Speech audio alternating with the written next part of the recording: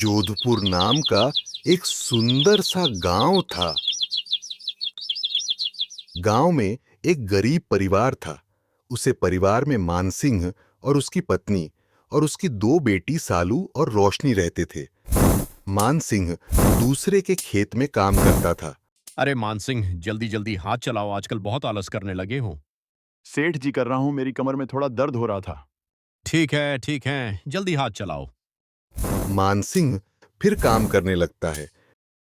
धीरे धीरे शाम ढलने लगती है। मानसिंह अपना काम पूरा करके रात में अपने साइकिल से घर के लिए निकल जाता है। रोड सुनसान सी थी।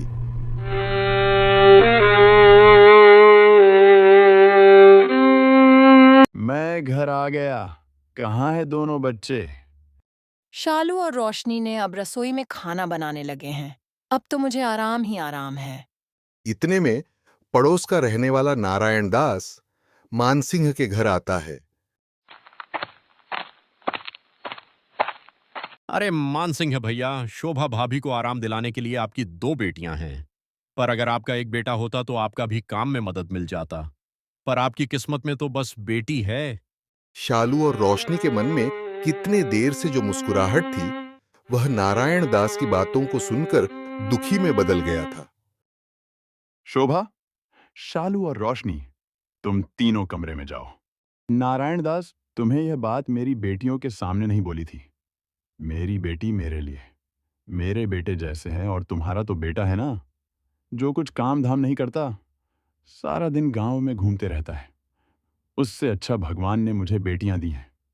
कम से कम घर में अपनी माँ का हाथ तो बटाते हैं। चलो मैं चलता हूँ। घर पर मेरी बीवी खाने के लिए मेरा इंतजार कर रही होगी। हाँ नारायण दास, जाओ। घर पर तुम्हारा बेटा भी दारू पीकर तुम्हारा इंतजार ही कर रहा हो। इतने में मानसिंह की बातों को सुनकर नारायण दास वहां से चले गए।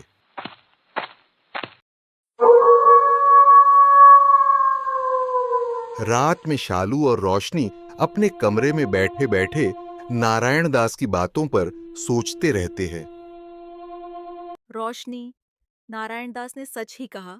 अगर हमारा भाई होता तो पापा को इतना काम न करना पड़ता। हाँ दीदी, मुझे भी पापा के लिए बहुत बुरा लग रहा है। पापा हमारे लिए इतनी मेहनत करते हैं और हम उनके लिए कुछ नहीं कर पा रहे हैं। क्यों ना हम पापा की थोड़ी बहुत मदद करें। हाँ, पर हम करेंगे क्या? सुबह हम गांव के मार्केट में कोई काम देखने जाएंगे। कुछ तो काम मिलेगा हमें। दोनों बहनें बात करने के बाद सो जाते हैं। सुबह दोनों बहनें मार्केट में काम पता करने के लिए निकल जाते हैं। उनकी नजर सामने कपड़े की दुकान में पड़ती है। काका, हम काम की तलाश में आए हैं। क्या आपकी दुकान में हमारे लिए कोई काम है? गांव में दुकान इतना कम चलता है बेटी, किसी को काम पे रखे इतना कमाई नहीं होता गांव के दुकानों में। ठीक है काका, कोई बात नहीं। काम न मिलने पर शालू और रोशनी मार्केट से वापस घर के लिए आ रहे होते हैं।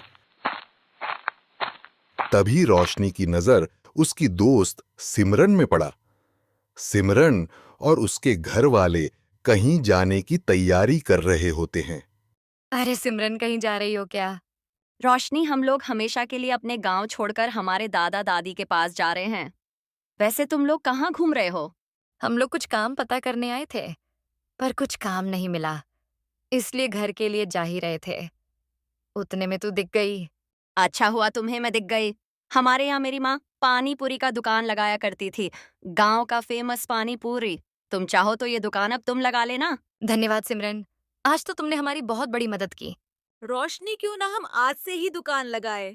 शालू और रोशनी यह बोलकर अपना पानी पूरी का दुकान लगाए। शुरुआत में गांव के एक दो लोग ही खाने आए थे। धीरे धीरे गांव के बड़े बुजुर्ग भी आने लगे। तभी एक बुजुर्ग बोले, अरे वाह, ये पानी पूरी तो कुछ नया लग रहा है। स्वाद में भी क्या स्वाद है, वाह। जी काका, क्योंकि यह टमाटर वाला पानी पूरी है, स्वाद तो अलग होगा ही ना।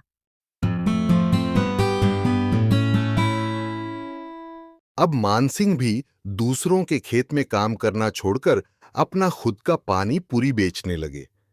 उनके दुकान में गांव वालों की भीड़ जमी रहती थी। गांव के लोग उनके पास ही पानी पूरी खाने आते थे। आज हमारी बेटियों ने गांव वालों को यह दिखा दिया कि वह बेटों से कम नहीं होते।